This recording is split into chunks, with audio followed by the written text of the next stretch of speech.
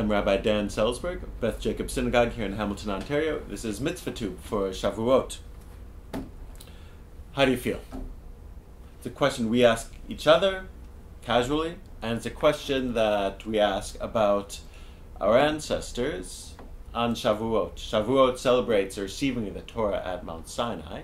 We spend a lot of time talking about what was revealed at Mount Sinai, the Ten Commandments, what was said, how was it said, and we spend a little bit less time, but the rabbis do ask, how did they feel? What did it feel like to be at Mount Sinai?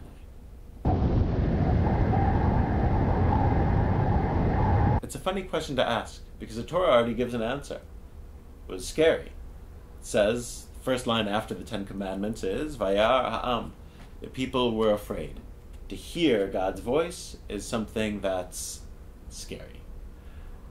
But the rabbis don't leave it there. In an ancient midrash, the Mechilta from about 2,000 years ago, it says more than that. It says that when Israel stood at the foot of Mount Sinai, they stood there, kulan lev echad, lekabel malchut shamayim b'simcha, so that everyone stood with one heart to accept the authority of God, b'simcha, with happiness, with joy. So it's not just fear, it's happiness.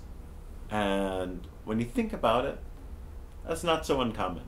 When we finish one phase of our lives and enter another, we experience fear, for the unknown is what's coming next, and also joy, optimism that tomorrow can be better. This is true at graduations, at weddings, many different scenarios. We experience fear and joy, and that's what it was like, it seems in part, to be at Mount Sinai.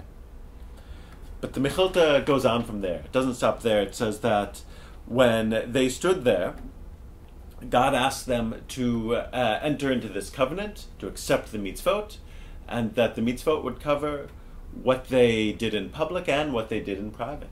Because God, of course, has the power to know what goes on in private. And the Israelites, according to Rabbi Yehuda Nasi in the Midrash, say to God, Lo.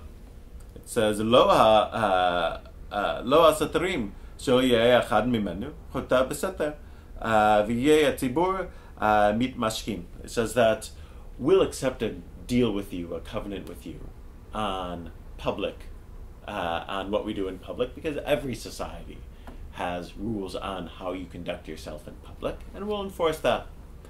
But not on what we do in private, because in private, we can't enforce that. And what one person does in private shouldn't drag the entire people down. And it's an amazing moment, for a couple of reasons. One, the Israelites are willing to negotiate with God. Despite all the emotions swirling in them, they have enough of their rational faculties present to say that we can't just do this on feeling, we have to think through how is this going to work out in practice. And two, what they specifically request is a way to make sure that they don't have to butt into each other's business. What we do in public, that's everyone's concern. What goes on in private, I don't want to have to peek behind closed doors of my neighbor to check on what they're doing. That's between them and God, not for me. So it's a rather sweet moment in that regard, of that there's a respect for privacy and a respect for having a society that runs smoothly according to what they best understand God wants of them. And it's relevant to us because it teaches us how the Israelites experienced revelation, what they felt like, and what it should feel like for us. Every day, Pirkei Avot teaches, a bat kol comes forward from Mount Sinai. A voice of God comes forward from Sinai. In other words, we should experience God's revelation anew every day. God slowly teaches us more about God's world as time goes on. It's just not one moment in history, but a continuous revelation. So we have to cultivate the sensitivity to experience the feelings that our ancestors felt. They sort of act as a guide. To truly experience God, there should be some fear. The recognition that just to take it easy isn't enough. We should be pushing ourselves farther, and that can be scary.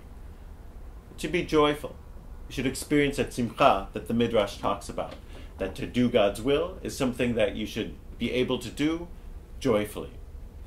And, as the Midrash goes on to explain, it should involve our sense of reason as well. You should try and think of how best to make God's presence in the world work. How do you translate mitzvot? How do you translate what's expected of you into practical measures?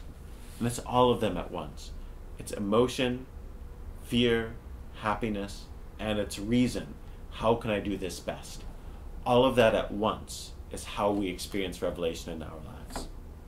And this Shavuot, we should be able to translate that into our feelings and into action. To feel God's presence, to feel fear on what's expected of us, and to feel joy on our ability to deliver on that, and to think it through with our sense of reason. All of those at once create the Sinai experience, and all of those at once can make what we feel on this Shavuot productive and beneficial for us, for our people, for the entire world, and for God throughout the entire year. Chag Sameach and Shabbat Shalom.